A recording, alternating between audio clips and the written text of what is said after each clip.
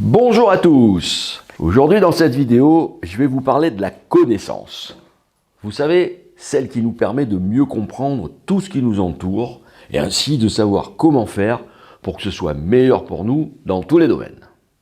Comme par exemple, quand nous sommes capables d'utiliser un appareil en sachant parfaitement se servir de toutes ses fonctions, nous pouvons en tirer profit en allant plus vite, en réalisant plus facilement des actions complexes, là où celui qui ne sait pas ira à tâtons, mettra plus de temps pour un résultat moins bon, ou peut-être même n'y arrivera pas du tout. Une certaine compétence est donc utile dans tous les secteurs, y compris dans celui du goût. Pourtant, c'est là un sujet où nous pensons tous être capables d'identifier facilement les goûts qui nous conviennent, sans pour autant avoir de connaissances particulières. Mais dans ce cas-là, nous apprécions simplement une saveur globale. Elle nous plaît, sans que nous sachions quelle est sa vraie nature, ni ce qui la compose. Et très souvent, ce sont des goûts simples et facilement reconnaissables, notamment autour du sucré.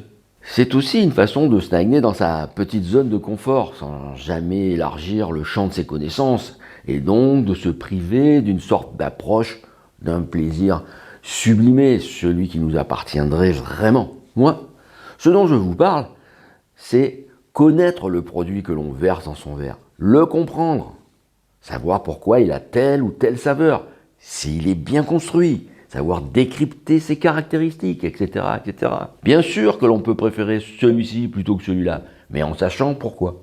Pour que vous compreniez bien ce à quoi j'essaie de vous sensibiliser, je vais vous raconter une histoire que j'ai vécue il y a une bonne vingtaine d'années. Je me trouvais à Vinexpo, grand salon du vin à Bordeaux, et un de mes amis, sommelier déjà primé, m'avait recommandé et inscrit à une dégustation privée de vieux RS qui aurait lieu en fin d'après-midi sur un site bien précis. Vous savez ce que c'est que le RS? En tout cas, moi, à cette époque-là, je ne le savais pas.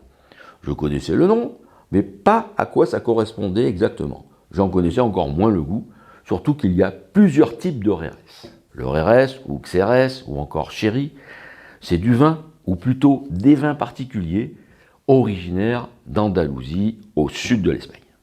Pour faire vite, ce sont des vins élaborés avec des cépages blancs, qui sont vinifiés d'une certaine façon et élevés en gros fûts d'environ 450 litres. La maturation en barrique qui s'étale sur plusieurs années est particulière. Les barriques ne sont pas totalement remplies. Il reste de l'air au-dessus du vin. Rapidement, il se forme à la surface du vin un voile naturel qui le protège de l'air et évite qu'il ne se pique et tourne au vinaigre.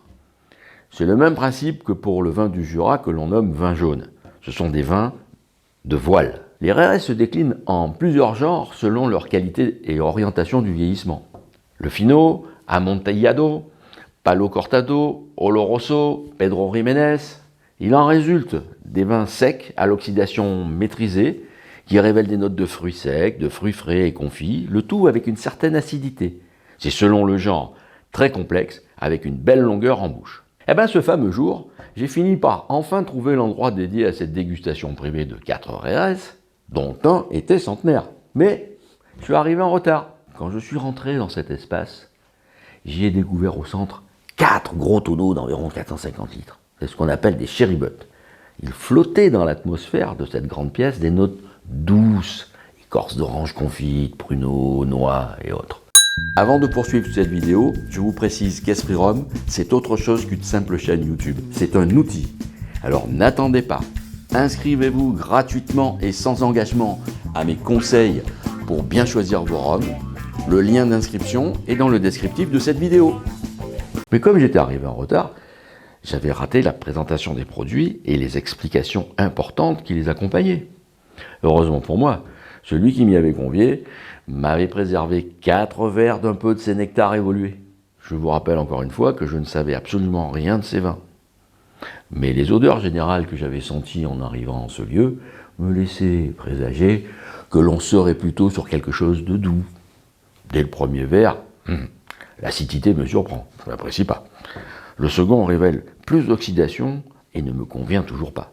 Le troisième s'arrondit un peu, mais sa vivacité reste surprenante. D'un verre à l'autre, en suivant un ordre qui m'a été indiqué, la couleur de ces vins évolue d'un jaune sombre à un brun clair. Me voilà à présent au 4e verre. Le vin est brun foncé, et là, Son goût correspond à mes douces attentes. Plus charnu, il avait perdu en acidité et avait gagné en douceur. Peut-être était-ce un vieux Pedro Jiménez, mais ça, je ne le saurais jamais. Et il était le seul qui m'avait globalement plu, car moins surprenant que les trois autres, il possédait des saveurs charmeuses, mais faciles. Alors d'une, je n'étais pas assez attentif, et de deux, je n'avais aucune connaissance de ces vins. Mes réactions ont surpris, voire déconcerté ceux qui m'accompagnaient, mais peut-être même un peu plus que ça. Mais eux, ils savaient, ils étaient préparés à ce genre de découverte. Ils avaient aussi conscience que l'on avait eu le privilège de déguster des produits rares et onéreux. Pas moi ce jour-là. Aujourd'hui, je regrette vraiment de ne pas avoir compris ce qui m'était exceptionnellement permis de goûter ce jour-là. Je suis vraiment passé à côté d'un grand moment. Avec le temps, le recul et l'expérience, j'ai bien saisi que dans ce cas-là, il s'agissait de vins complexes, avec divers genres, qui ne se consomment pas comme les autres vins.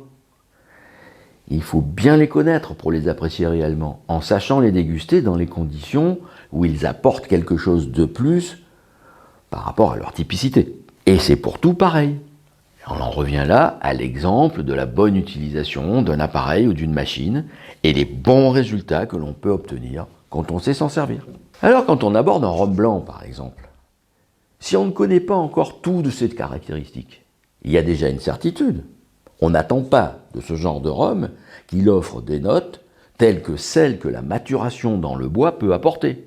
Donc on sait déjà plus ou moins à quel genre de produit on a affaire, et s'il va correspondre à nos attentes, et à une consommation bien précise. Voilà ce qu'une connaissance plus approfondie apporte, la capacité de discerner avec précision les différents produits. Ici, pour nous, les rhums entre eux, en sachant mieux à quoi ils correspondent.